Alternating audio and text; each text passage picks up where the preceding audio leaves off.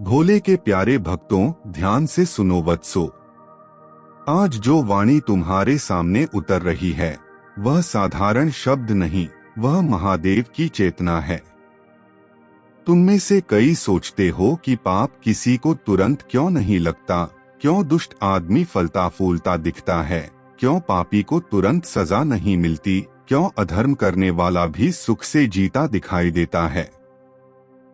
वत्सो, तुम जो देखते हो वह केवल बाहरी आवरण है, कर्म का विधान इससे कहीं गहरा है। इसलिए आज मैं तुम्हें वह सत्य बताने आया हूँ जो सामान्य मनुष्य नहीं समझ पाता। तुम सब शांत होकर बैठो, अपना मन स्थिर करो, क्योंकि आज जो ज्ञान तुम्हें मिलेगा वह तुम्हारी दृष्टि बदल देगा। वत्सो, तुम लोग कई बार बेचैन हो जाते हो यह सोचकर कि अच्छे लोगों के जीवन में कठिनाई क्यों आती है और बुरे लोगों के पास सब कुछ क्यों होता है। आज मैं तुम्हें वह रहस्य बताऊंगा जो तुम्हारी आत्मा को हल्का करेगा। ध्यान रखना वत्सो, इस संसार में कोई पाप छूट नहीं होता, कोई कर्म खाली नहीं जाता, कोई अन्याय अनुत्तरित नहीं रहता। तुम्हारे मन में उठने वाले हर प्रश्न का उत्तर आज तुम पाओगे। इसलिए शांत होकर सुनो, क्योंकि आज जो ज्ञान मैं तुम्हें देने जा रहा हूँ वह तुम्हें पाप पुण्य के वास्तविक नियम समझाएगा। वत्सो, अपने मन को खोलो, अपने संदेह छोड़ दो, क्योंकि पाप और उसके फल का विधान इतना सरल नहीं जितना दुनिया समझती है। वत्सो, आज जो प्रश्न उठता है, पापी आदमी को पाप क्यों नहीं लगता, यह कोई साधारण प्रश्न नहीं है। यह प्रश्न उस मनुष्य की पीड़ा को प्रकट करता है जो धर्म पर चलता है पर देखता है कि अधर्म करने वाला हंसता है, पाप करने वाला सुखी दिखाई देता है और गलत रास्तों पर चलने वाला भी जीवन में आगे बढ़ता दिखता है। यह असहजता केवल मन की नहीं है, यह उस आत्मा की पुकार है जो सत्य को समझने के लिए तड़प रही है। वत्सो, आओ आज महादेव के उपदेश को आत्मसात करें, जहां शिव स्वयं बताते हैं कि पापी को पाप क्यों नहीं लगता और कब लगता है और क्यों लगता है और जीवन में यह नियम कैसे काम करता है। वत्स, सुनो ध्यान से। यह संसार कर्म का है, नियम का है और प्रत्येक प्राणी अपनी ही गति से अपने कर्मों का फल भोगता है। पापी को पाप तुरंत इसलिए नहीं लगता क्योंकि उसका मन, उसकी बुद्धि और उसका विवेक पहले ही भ्रष्ट हो चुके होते हैं। जब मन अंधा हो जाए तो उसे प्रकाश दिखाई नहीं देता, जब बुद्धि कुंद हो जाए तो उसे सत्य समझ नहीं आता और जब विवेक मर जाए तो पाप उसे पाप जैसा महसूस ही नहीं होता। यह उसी प्रकार है जैसे कोई व्यक्ति बर्फ में बहुत देर तक खड़ा रहे, पहले उसे ठंड लगती है, फिर शरीर इतना सुन्न हो जाता है कि ठंड महसूस होना ही बंद हो जाती है। पर इसका मतलब यह नहीं कि ठंड खत्म हो गई, बल्कि इसका मतलब यह है कि शरीर चेतना खो चुका है। वत्सो, पाप को महसूस करना भी एक बड़ी कृपा है। जो अपने किए हुए गलत को पहचान ले, उसी के भीतर अभी प्रकाश बाकी है। जो अपने अंदर धुआं देख ले, वही आग को बुझा सकता है। पर जो इतना अभागा है कि पाप को ही पुण्य समझ बैठे, जो दूसरों को चोट पहुंचाकर आनंद ले, जो अहंकार को ही शक्ति समझे, वह अपने लिए घोर अंधकार तैयार कर रहा होता है। और यह अंधकार इतना घना होता है कि उसे अपनी ही गिरावट दिखाई नहीं देती। वह गिर रहा होता है, बस यह बात समझ नहीं पाता। वत्स, जब कोई व्यक्ति बार बार पाप करता है तो उसका मन धीरे धीरे कठोर होता जाता है। जैसे लोहे पर लोहे की चोट पड़े तो वह आग में लाल होकर फिर ठंडा होकर सख्त हो जाता है, वैसे ही मन भी कठोर हो जाता है। और जब मन कठोर हो जाए तो दया, करुणा, संवेदना और अपराध बोध जैसी दिव्य अनुभूतियां समाप्त हो जाती हैं। पाप उसे इसलिए नहीं लगता क्योंकि वह अब अनुभव करने की क्षमता खो चुका होता है।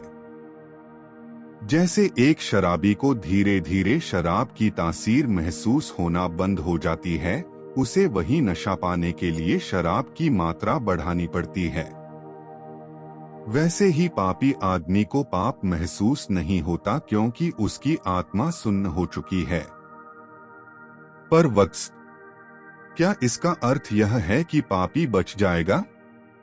नहीं। महादेव कहते हैं, किया हुआ कर्म कभी व्यर्थ नहीं जाता। कर्म का फल उसी को भोगना पड़ेगा जिसने वह कर्म किया है। संसार में तुमने भी यह देखा होगा कि कई बार पापी आदमी खूब फलता फूलता दिखाई देता है। वह हंसता है, ऐश्वर्य पाता है, लोगों पर अत्याचार करता है, झूठ और छल से अपना साम्राज्य खड़ा करता है। पर यह सुख क्षणिक होता है। यह उसी प्रकार है जैसे किसी बीमार व्यक्ति में बीमारी अंदर अंदर बढ़ रही हो लेकिन बाहर से वह ठीक दिख रहा हो। जब बीमारी फूटती है तब शरीर संभाल में नहीं आता। उसी प्रकार पाप भी भीतर भीतर जमा होता है। एक दिन ऐसा आता है जब यह सारा विष फूट पड़ता है और मनुष्य का जीवन बिखर जाता है। वत्सो, यह दुनिया ऊपर से जितनी सरल दिखती है, भीतर से उतनी ही न्याय की व्यवस्था से भरी हुई है। महादेव कहते हैं, स्वयं को धोखा देना आसान है, संसार को धोखा देना भी आसान है, पर कर्म को धोखा देना असंभव है। पापी को पाप इसलिए नहीं लगता क्योंकि वह अभी अपने भ्रम में जी रहा है। पाप करने के बाद जो आनंद उसे दिखता है वह असली नहीं है, वह केवल मन का छल है। मन उसे कहता है कि तू सुरक्षित है, तेरे साथ कुछ नहीं होगा। यही सबसे बड़ा भ्रम है। यही पाप का असली खेल है। एक समय आता है जब पापी अपने ही कर्मों की गिरफ्त में आ जाता है। उसकी नींद गायब हो जाती है। उसका मन बेचैन हो जाता है। धन होते हुए भी वह निर्धन सा महसूस करता है। परिवार होते हुए भी उसे अकेलापन घेर लेता है। वह दुनिया से बच सकता है, अपने मुखौटे के पीछे छिप सकता है, पर अपने मन की अदालत से नहीं बच सकता। मन की अदालत सबसे कठोर होती है। वहां कोई वकील नहीं होता, वहां कोई बहाना नहीं चलता। वहां केवल सत्य होता है, नंगा और कठोर। वत्स, पाप केवल बाहर नहीं होता, पाप भीतर होता है। बाहर का पाप तो ईश्वर देखता है, पर भीतर का पाप आत्मा देखती है। पापी को पाप इसलिए नहीं लगता क्योंकि उसकी आत्मा घायल हो चुकी होती है। उसका अंतरात्मा का दीपक बुझ चुका होता है। जब दीपक बुझ जाए तो व्यक्ति को अंधकार नहीं लगता, उसे लगता है अंधकार ही प्रकाश है। यह अज्ञान का परम रूप है। परंतु ईश्वर इतना दयालु है कि वह पापी को भी सुधारने के अवसर देता है। जीवन में बार बार चेतावनियां आती हैं, कभी असफलता के रूप में, कभी बीमारी के रूप में, कभी संबंधों के टूटने के रूप में, कभी मन की बेचैनी के रूप में, कभी अचानक आए धक्कों के रूप में। यह सब सामान्य घटनाएं नहीं होती, ये संकेत होते हैं कि मार्ग गलत है। पर पापी इन संकेतों को भी अनदेखा कर देता है। वह अपनी आदतों के हिसाब से तर्क बना लेता है। उसका मन बहाना बना लेता है। वह स्वयं को समझा लेता है कि समस्या कहीं बाहर है, मेरे भीतर नहीं। यही सबसे गहरा अज्ञान है। वत्सो, पाप को महसूस न कर पाना कोई ताकत नहीं, यह कमजोरी है। यह उसी प्रकार है जैसे किसी को कैंसर हो जाए और उसे दर्द न महसूस हो। क्या यह अच्छा है? नहीं, यह तो और भी खतरनाक है।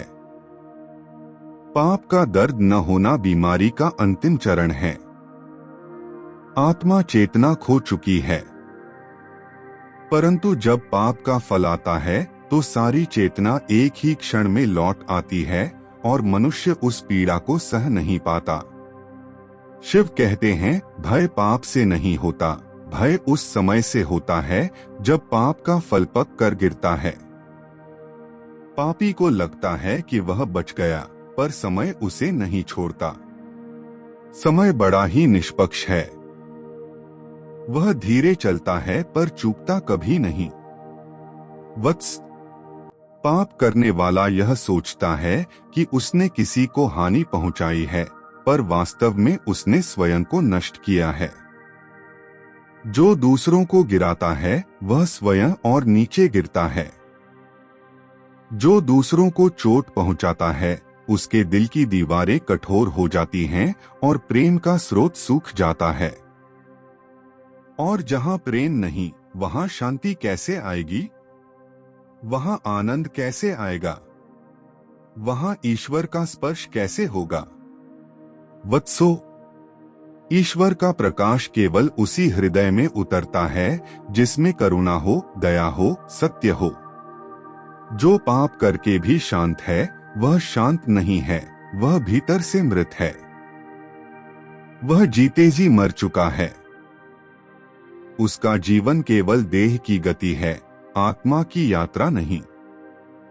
इसलिए महादेव कहते हैं, जिसे अपने पाप का एहसास हो जाए, समझो उसका उद्धार शुरू हो चुका है। जिसे अपराध बोध आए, समझो उसका हृदय अभी जीवित है। वत्स, तुम कभी मत सोचना कि पापी फल फूल रहा है और धर्मी दुख पा रहा है। यह केवल दृश्य है, पूरा सत्य नहीं। धर्मी मनुष्य का फल भीतर होता है, शांति, स्थिरता, संतोष, निश्चलता। और पापी का फल बाहर होता है, धन, अहंकार, दिखावा, क्षणिक सुख।